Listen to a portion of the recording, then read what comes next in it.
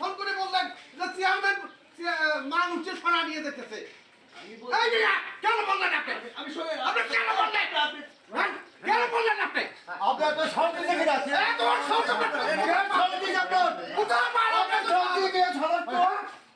সরকারি কে আপনার মাল নিয়ে যাচ্ছে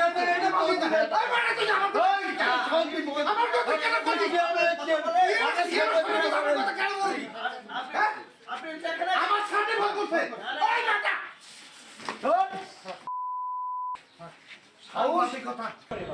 ঈদ উপলক্ষে তো বিভিন্ন ইউনিয়ন পরিষদে চাল দেওয়া হচ্ছে হতদরিদ্রদের। তো মূলঘর ইউনিয়নে আমি একটা সংবাদ পাই যে সেখানে চেয়ারম্যান বিভিন্ন লোকের মাধ্যমে একাধিক কার্ড দিয়ে তাদের চাল উত্তোলন করাচ্ছে, এবং সেটা আমি সেখানে সংবাদ পেয়ে আমি আমার সহকর্মী আতিয়ার এবং শহীদুল ইসলাম তিনজন যাই, এবং একজনের মাধ্যমে সে 8টা কার্ডের মাল একটা কার্ড মাল উত্তোলন করে ভ্যানে রাখে, আবার আসে, আবার ভ্যানে রাখে, এরকম করে 8 জনের মাল সে নিয়ে যাচ্ছে। এবং তাকে জিজ্ঞেস করলে সে কার মাল এটা বলতে পারে না, বলে যে চেয়ারম্যান আমাকে দিয়েছে এবং আমার আত্মীয় স্বজনের এই চালগুলো।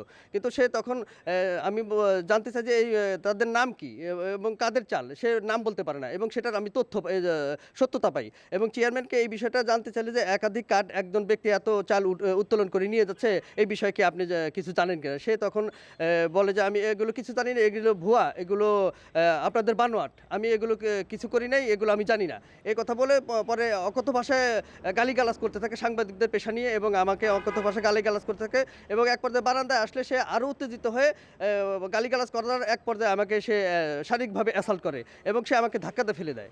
এবং আমি এই বিষয়ে সদর থানায় আমি মামলা দায়েরের প্রক্রিয়া হাতে নিয়েছি। আমি সদর থানায় মামলা দায়ের করবো তার বিরুদ্ধে। হঠাৎ অতর্কিতভাবে ইমরান হোসেন মনিমকে হামলা করে। ওই হামলা করার সময় আমি ভিডিও করতে থাকি, এবং ওই চেয়ারম্যানের লোকজন এসে আমার একটা ডিএসএলআর ক্যামেরা সহ আমার মোবাইল ভেঙে ফেলছে।